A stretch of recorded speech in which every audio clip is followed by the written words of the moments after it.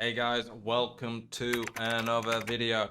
In this one, we are going to be looking at my very successful 4-4-2 second variation tactic. So the second variation is one with CDMs.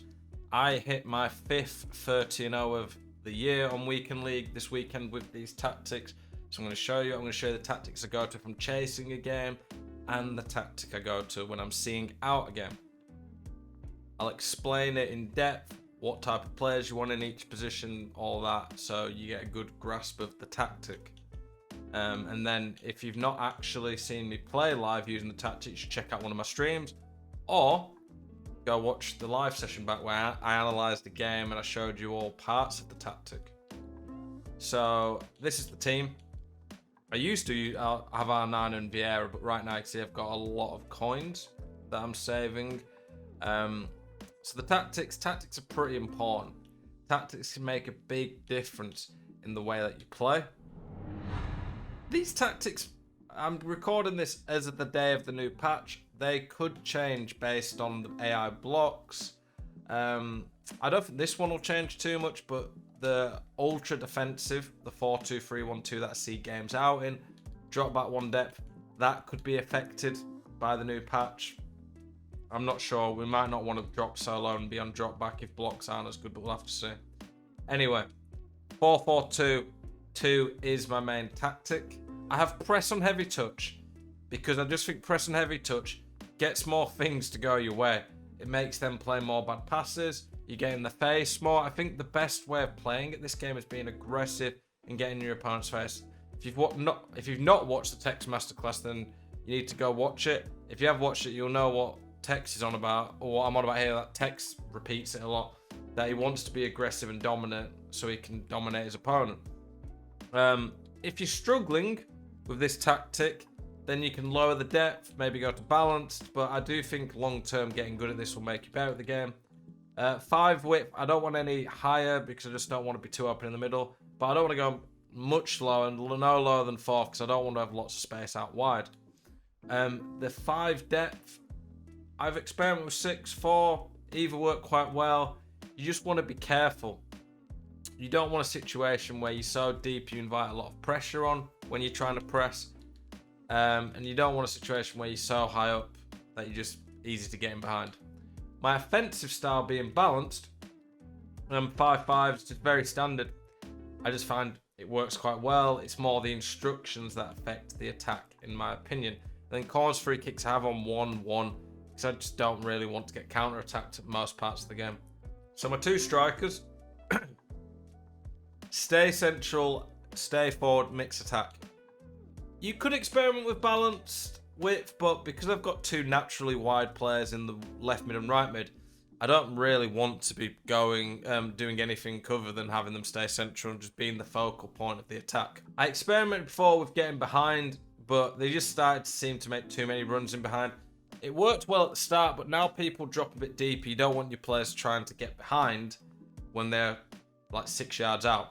So I've mixed attack. Stay forward is very nice, just for allowing you to counter attack quicker with these guys.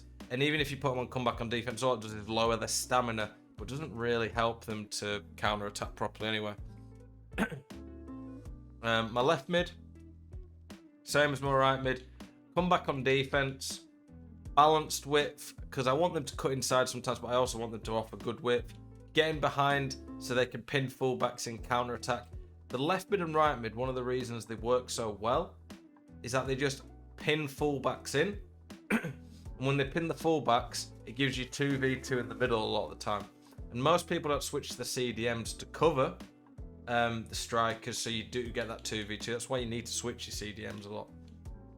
Out wide, you want pace, power, good dribbling's a plus, good finishing obviously. I want generally 4-star weak foot, but you can get away 3-star out wide. Centrally, pace isn't quite as central, but I still want good pace to get away from players. Good dribbling's needed, at least 4-star weak foot so you're not too predictable. 4-star skills is nice in attacking positions for the scoop turn. Strength, physicality isn't a must, but it's a nice plus. For the CDMs, I have a destroyer.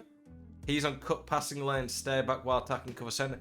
He's more to try offer defensive support, which is important on this game, not to be overlooked.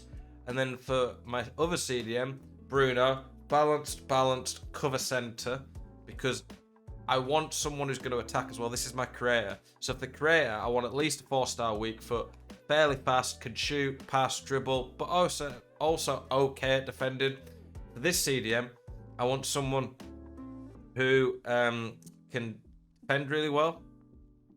He's going to sit back, soak up pressure, stop counter attack, and he's okay on the ball, so he can still pass it about, but he's not going to be scoring much.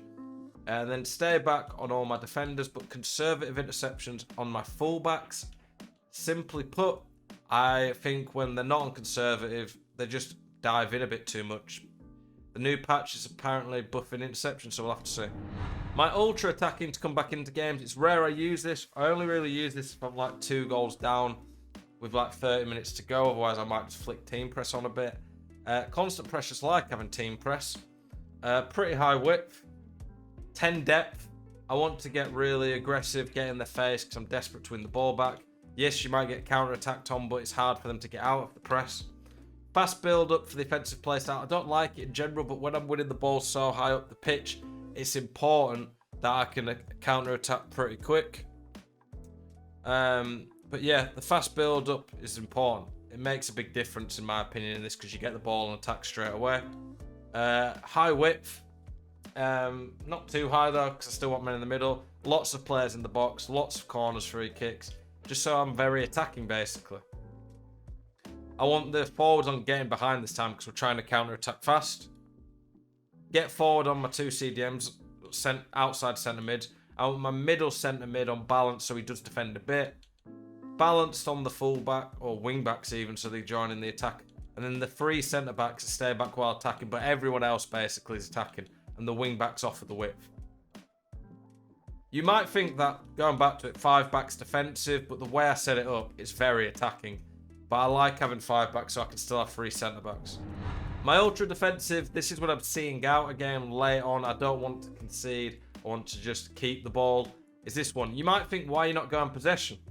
Well, I don't go possession because possession just offers nothing going forward. And if you offer nothing going forward, people are just going to find it too easy to eventually get the ball off you, I think.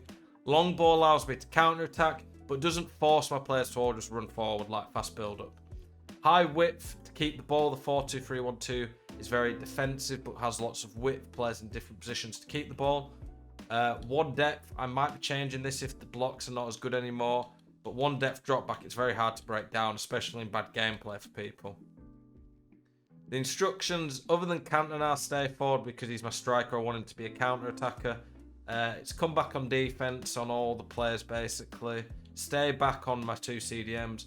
My left mid and right mid aren't getting behind because I still want them to be counter-attacking. Then stay back on the defenders. If you have any questions about this tactic or need any advice about how to play with it, please let me know in the Discord. I appreciate you guys' support. We appreciate it. Thank you for watching.